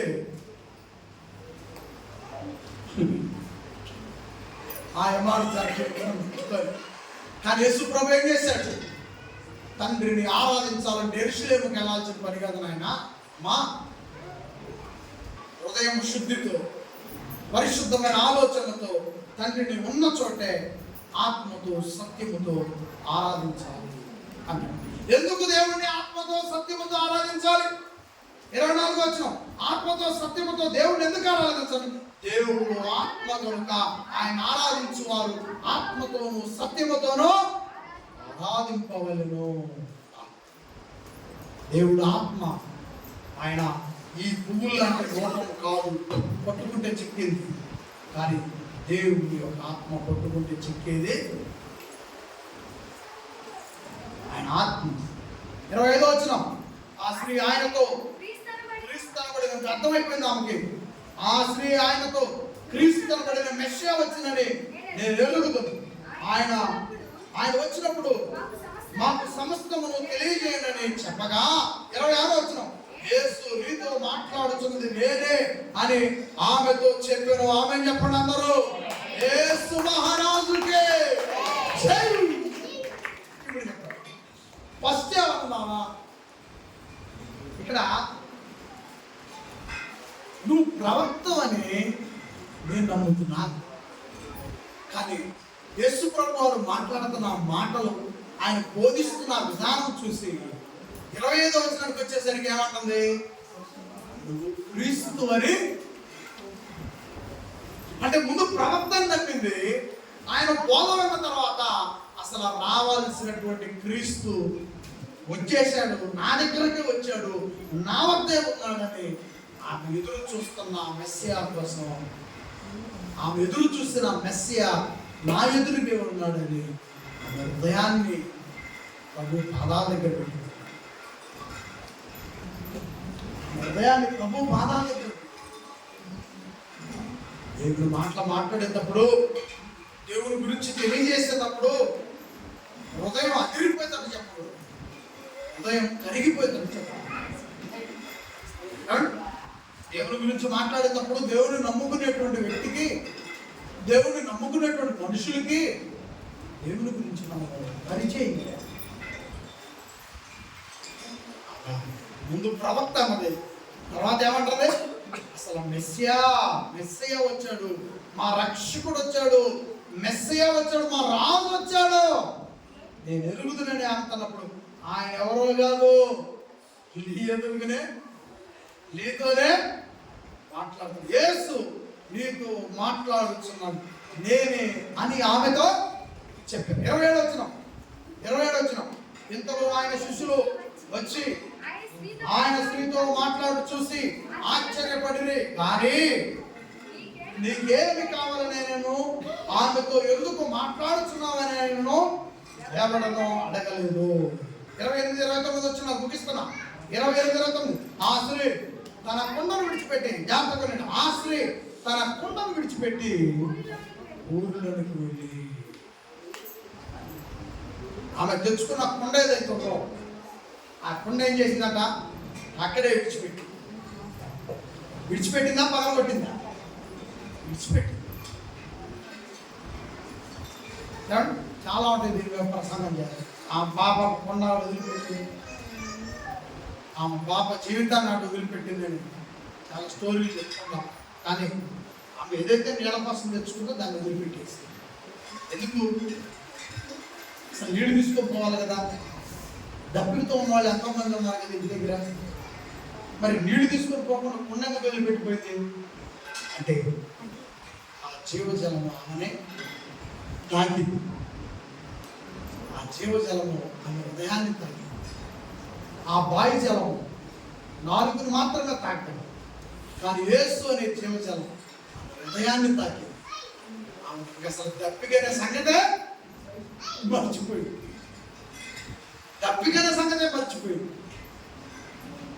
అసలు ఈ నీళ్ళు కాదు కావాల్సింది, ఈ నీళ్లు నాకు దొరికినాయి, జీవజలం అనే నీళ్లు నాకు దొరికినాయి. మరి ఊళ్ళోకి ఎందుకు పోయింది? పారిపోయిందా? యేసు ప్రభు మీద బడకలెత్తుకొని 10 మందిని తీసుకురావడానికి పోయిందా? మనం చాలాసార్లు విన్నాం. ఎందుకు వెళ్ళిందా ఊళ్ళోకి? ఆమెను తాకిన ఆ జీవజలం వద్దకు ఇంకా కొంతమందిని నడిపించాలి. అవి కూడా చూసి మనం ముగిద్దాం. 29. ఆ స్త్రీ తన కుండను విడిచిపెట్టి ఊరిలోనికి వెళ్ళి 29 మీరు వచ్చి నేను చేసినవన్నీ నాతో చెప్పిన మనుషుని చూడుడి, ఈయన క్రీస్తు కాడా అని ఆ ఊరి వారితో చెప్పగా 30 వచనం. వారు ఊరి నుండి బయలుదేరి ఆయన వద్దకు వచ్చుచుండిరి. 31, 32. ఆలోగా శిష్యులు బోధకుడా భోజనం చేయమని ఆయన్ను వేడుకొని యేసు ప్రభువు మాట చెప్పాడండి. అక్కడ అద్భుతమైన మాట చెప్పాడండి. అందుకు ఆయన భుజించుటకు మీకు తెలియని ఆహారము నాకున్నదని వారితో చెప్పగా అయిపోయింది ముగిస్తుంది. మీరు తినొచ్చిన ఊళ్ళో తినొచ్చి నాకు పార్సల్ తెచ్చారు కదా, ఆ భోజనము కాని భోజనం నాకుందా? ఏంట భోజనం? ఆత్మరక్షణ, పాపి మారు మనసు. ఈమె ఘోరమైన పాపి కాదు, దేవుడు తెలుసుకొని మన తండ్రి యాకోబు కంటే గొప్పవాడు అని అడిగిన పాపే. అంటే దేవుడు తెలుసు, తండ్రి యాకోబు తెలుసు, అయినప్పటికీ ఎక్కడుంది? తెలియనటువంటి ఆలోచనలు, తెలియని ప్రవర్తనలో ఉంది. అలాంటి తెలిసి తెలియని భక్తిలో ఉన్నటువంటి పొరపాటులను కూడా క్షమించి పరిశుద్ధుడిగా చేసి ఆమెను పరిశుద్ధురాలుగా మార్చి ఆమెకు రక్షణ యొక్క జీవజలం రుచిని చూపించి యేసు ప్రభు తన ఆకలిని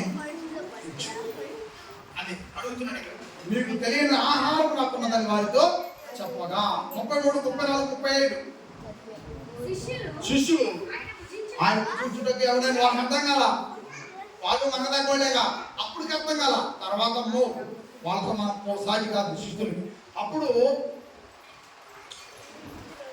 ఆయన భుజించడానికి ఎవడైనా ఏమైనా తెచ్చినామో అని ఒకరితో ఒకడు చెప్పుకుంది. 34 యేసు వారిని చూసి నన్ను పంపిన వారి చిత్తము నెరవేర్చుటయు ఆయన పనితో తుదముచ్చుటయు నాకు ఆహారము ఉన్నది. దేవునికి మహిమ కలుగును గాక.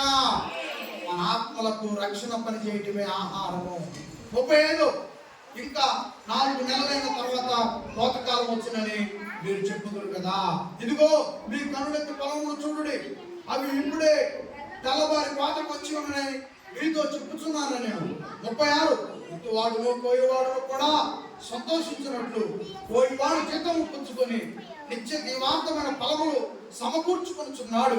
37 ఇటువాడు ఒకడు కోయివాడు ఒకడు మాట ఈ విషయంలో సత్యమే సత్యమే. 38 మీరు దేనిని గురించి కష్టపడలేదు, దానిని కోయటకు మిమ్మల్ని పంపింది. ఇతరులు కష్టపడితే మీరు వారి కష్టఫలంలో ప్రవేశించుతున్నారని చెప్పాను. 39 నేను చేసినవన్నీ నాతో చెప్పిన. మళ్ళీ ఆమె వచ్చింది. ఇప్పుడు రాయికాడు ఉన్నటువంటి ఆమె ఊళ్ళోకి వెళ్ళి జనాలను చూడండి. 39 నేను చేసినవన్నీ నాతో చెప్పిన వారిని సాక్ష్యం ఇచ్చిన స్త్రీ యొక్క మాటలు బట్టి ఆ ఊళ్ళోనే సమరయలో అనేకులు ఆయన విశ్వాసం ఉంచారు. దేవునికి మహిమ కలుగును గాక. 40 వచనం ఆ సమరయులు ఆయన వద్దకు వచ్చి తమ వద్ద ఉండమని యేసు ప్రభుని వేడుకొనగా ఆయన అక్కడ 2 దినాల నుండి దేవుని గురించి, పరలోకం గురించి, యేసు ప్రభు వచ్చిన ప్రయాణం గురించి అంతా వాళ్ళకి వివరించి చెప్పాడు. అప్పటికే వాళ్ళు బాప్తిస్తాలు ఇస్తున్నారు. మనం మొదటి వచ్చిన చూసాక అక్కడ కూడా ఇచ్చి ఉంటారు బాప్తిస్తాలు. ఎందుకంటే బాప్తిస్తాలు అనేవి ఆగలేదు. యేసు ప్రభు ఎక్కడికి వెళ్తే అక్కడ బాప్తిస్తాలు ఇచ్చేసారు. ఆ గ్రామంలో కూడా చాలా బాప్తిస్తాలు జరిగి ఉంటాయి నాకు తెలిసి. ఇక్కడ రాయలేదు కానీ జరిగినాయి. ఖచ్చితంగా బాప్తిస్తాలు ఇచ్చి రక్షణలోనికి యేసు ప్రభు రక్షకులను బహిరంగంగా ఒప్పుకునే దానికి వాళ్ళు రెడీ చేశారు. ఏమండి 40 వచనం, 41 వచనం ఆయన మాటలు వినినందున ఇంకను అనేకులు నమ్మి ఆ స్త్రీని చూసి ఇక మీదట నీవు చెప్పిన మాటలు బట్టి కాక 41 వచనం మా మట్టుకు మేము విని ఈయనను నిజముగా లోక రక్షకుడని తెలుసుకొని ఉన్నామని రే. దేవునికి మహిమ కలుగును గాక. అదండి మనం చేయాల్సిన పని ఏంటంట. 42 దగ్గర టిక్ పెట్టుకోండి. మనం చేయాల్సిన పని ఏంటంటే మనం చేయాల్సిన పని ఏంటంట ప్రజలందరూ నిజముగా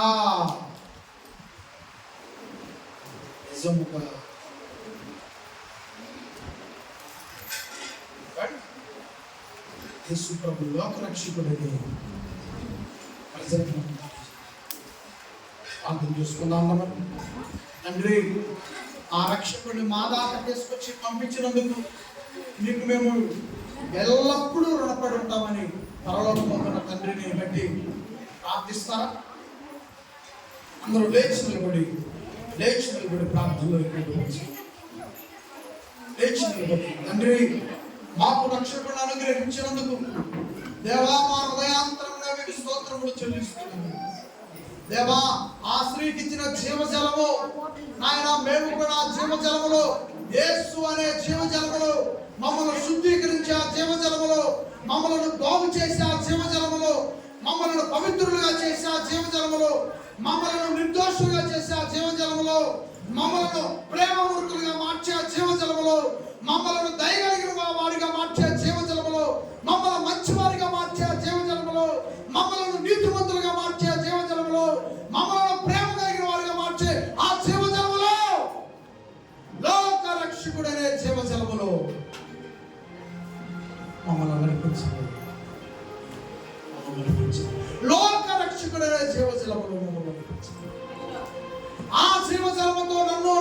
కుటుంబాన్ని, నా పిల్లలను నడిపించండి. ఆ జీవజలములో మమ్మలను, సంఘానికి వస్తున్న ప్రజలను, సంఘానికి వస్తున్న పిల్లలను నడిపించండి. ఆ జీవజలముతో మమ్మల్ని జీవింపచేయండి. ఆ జీవజలాన్ని మాకు అనుగ్రహించిన మా తండ్రి, ఆ జీవజలములో నా కుటుంబంలో ఉన్నటువంటి వ్యక్తులందరూ ఉండాలి. భర్తగా ఉన్నాడా, ఆ భర్త జీవజలములో ఉండాలి. భార్య ఉందా, భార్య జీవజలములో ఉండాలి. కొడుకులు ఉన్నారా, కొడుకుల జీవజలములో ఉండాలి. కోడలు ఉన్నారా, కోడల జీవజలములో ఉండాలి. మనవలు ఉన్నారా, మనవల జీవజలములో ఉండాలి. మనవరాలు ఉన్నారా, మనవరాల జీవజలములో ఉండాలి.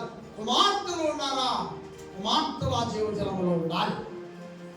నీ వారు, నీ కుటుంబీకులు, నీ రక్త సంబంధికులంతా ఆ జీవజలములో ఉండాలి. యేసు అనే లోక రక్షకుని జీవజలములో ఉండాలి. ఆ బావి నీళ్ళు నిజముగా తాగితే ఎన్ని రోజుల నుంచి తాగుతుంది? ఏ రోజైనా ఆ బావి గురించి వెళ్ళి చెప్పిందా? బావి ఏం చెప్పుద్దండి తిరిగి చెప్పడానికి? నీళ్ళు ఉంటాయి బావిలో, తాడు ఉంటుంది చేతిలో, నీళ్ళకి తాడుకి మధ్యలో ఉండేది బెంజ. నీళ్ళలో ఏదో మునిగింది, చేత్తో పైకి వచ్చింది. తాగితే తప్పుకి తీరుతుంది, మళ్ళీ ఒక గంటకి దప్పుకి. ఏ రోజన్నా ఆ బావి గురించి, తన చిన్నతనం నుంచి ఆ బావిలో నీళ్లు జరుగుతూ పోతే ఏ రోజని చెప్పింది ఆ బావి గురించి? కానీ ప్రేమ జీవజలం మాట్లాడు, జలం మాట్లాడదు, జీవజలం మాట్లాడుద్ది. జలం తప్పుకి తెలుస్తుంది, జీవజలము నీతో మాట్లాడు. మాట్లాడే జీవజలమే మన లోక రక్షకుడైన యేసు. ఈ రోజు ఇక్కడ ఉన్నటువంటి మీరంతా కూడా జీవజలము మాట్లాడుతుంటే విన్నారు. ఇప్పుడు వరకు మీతో మాట్లాడింది సత్యమనే వ్యక్తి కాదు, నన్ను తీసి పక్కన పెట్టండి. మీతో మాట్లాడింది జీవజలం. జీవజలం లోక రక్షకుడు నిన్ను రక్షించి, నీ కుటుంబాన్ని రక్షించి, నీకు తోడుగా, నీ కుటుంబానికి, మన కుటుంబాలకు, సంఘానికి తోడుగా ఉండే జీవజలం. జీవజలం నీతో ఇప్పటి వరకు మాట్లాడింది. ఆ జీవజలములో ఆశీర్వాదములు ఉన్నాయి, ఆ జీవజలము ద్వారా దీవెనలు ఉన్నాయి, ఆ జీవజలము ద్వారా ఆశీర్వాదములు, దీవెనలు, మేలులు. ఆ జీవజలము ద్వారా మనకు అభివృద్ధి ఉంది, ఆ జీవజలము ద్వారా మనకు సంతోషం. ప్రియమైన దేవుని బిడ్డ, ఏదైనా ఎక్కడైనా మనుషులు కదండి, మనుషులు కాబట్టి ఇప్పుడే ఉతికిన బట్టలు రోడ్డు మీదకి వేసుకొని వెళ్ళాము. లారీ పోతాను, ట్రాక్టర్ పోతాను, అంత దుమ్ము బట్టల మీద వేసు. అవును కదా, అంత దుమ్ము బట్టల మీద వేసు. అవే రోజు ఉంచుకోం కదా, సాయంత్రానికి ఇడిచిపడేసి తెల్లారి పొద్దున్నే పండగేసి బాధలు శుభ్రం చేస్తాం. అలాగే సమాజం అనేటువంటి పరిస్థితుల మధ్య మనం తిరుగుతున్నాం. ఎంతో మన హృదయానికి తప్పు అనేది, పొరపాటు అనేది, ఒంటి మీద చేసుకున్న బట్టలకు దుమ్ము తగిలినట్టుగా హృదయం లోపల, దేహం లోపల ఉన్నటువంటి హృదయానికి ఎంతో పొరపాటు తగులుతుంది. ప్రభు ద్వారా మనం క్షమించండి తండ్రి, ప్రభు ద్వారా మన్నించండి తండ్రి.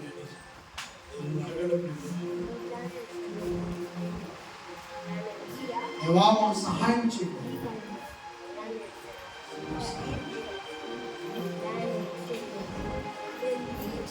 కలిగిన మా తండ్రి, మా ప్రభు యేసు వారి ద్వారా వాళ్ళు తెలిసి పొరపాట్లు, తప్పిదాలు ఆ ప్రభు ద్వారా క్షమించి, మన్నించి, మమ్మల్ని వాక్యం అనే ఉత్సాహం చేయించి, మమ్మల్ని శుద్ధీకరించి, మేము మా కుటుంబాలలో ఉన్న వారంతా, సంఘానికి వస్తున్న వారంతా ఈ జీవజలపు రక్షణలో ఉండాలి.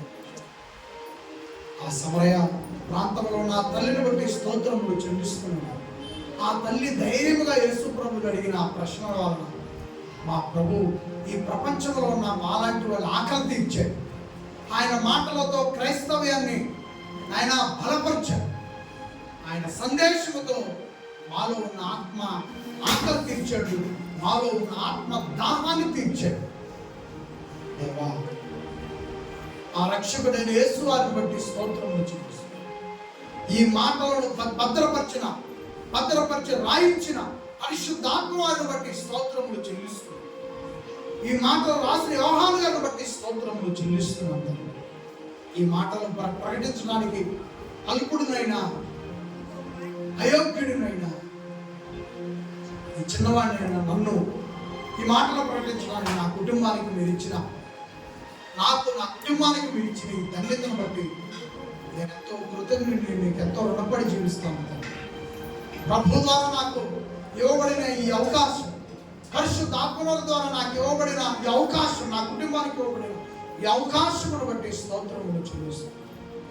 దేవా, అనుకున్నాను నేను మీ మాటలు నాయన ఇక్కడ ఉన్నవన్నీ కూడా వాళ్ళకి వివరిస్తున్నప్పుడు వినటానికి, అర్థం చేసుకోవడానికి ఇంత మంచి కుటుంబాలను తండ్రి మీ దయను బట్టి, ప్రభు కృపను బట్టి, పరిశుద్ధాత్మ సహాయమును బట్టి ఇంత మంచి కుటుంబాలు, ఇంత మంచి వ్యక్తులు ఆయన సోదరులుగా, సహోదరులుగా, సోదరిమణులుగా అందరూ ఇక్కడ ఉన్నారు.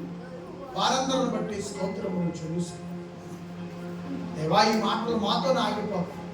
ఇంకా అనేక మందికి జీవజలం ప్రవహించినట్లు, మేమంతా అనేక మందిని జీవజలం వద్దకు నడిపించినట్లు మాకు ఆ శక్తి సామర్థ్యములు, ఆ బలమును, ఆ జ్ఞానము, ఆ తెలివితేటల, ఆ వివేకము అయినా తండ్రి మీ చల్లని చూపు వలన, మా ప్రభు కృప వలన, పరిశుద్ధాత్మ వారి సహాయం ద్వారా మమ్మల్ని మీ పనిలో ముందుకు తీసుకుని వెళ్ళమని కోరుకు యేసు ప్రభు నామముని ప్రార్థనని వేడుకొనుచున్నాము తండ్రి.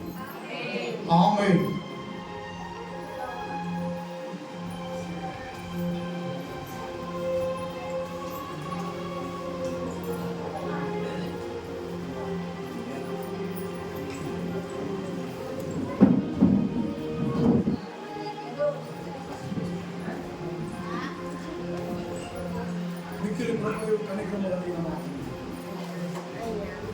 దేవా, మీ ప్రియ కుమారుడు శరీరమును బట్టి, రక్తమును బట్టి దేవా కృతజ్ఞత స్తోత్రములు చెల్లిస్తున్నాను. దేవా, మీ కుమారుడు ఈ లోకంలో ఉన్నప్పుడు అనేక శ్రమలు, అనేక విలువ త్యాగము, మరణము పొంది ఉన్నాను. దేవా, మా ప్రభు చెప్పాడు ఇది నా శరీరము, మా ప్రభు చెప్పాడు ఇది నా రక్తము, తిని త్రాగే వారితో నేను నిలబడతాను, వారు కూడా నాతో పాటు నిలబడతారని చెప్పారు. దేవా, ధన్యత, అదృష్టము మా అందరికీ అనుగ్రహించు.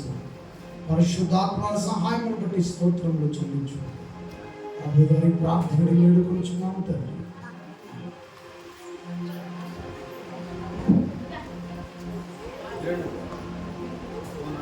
లోపల కానుకలు చేయండి.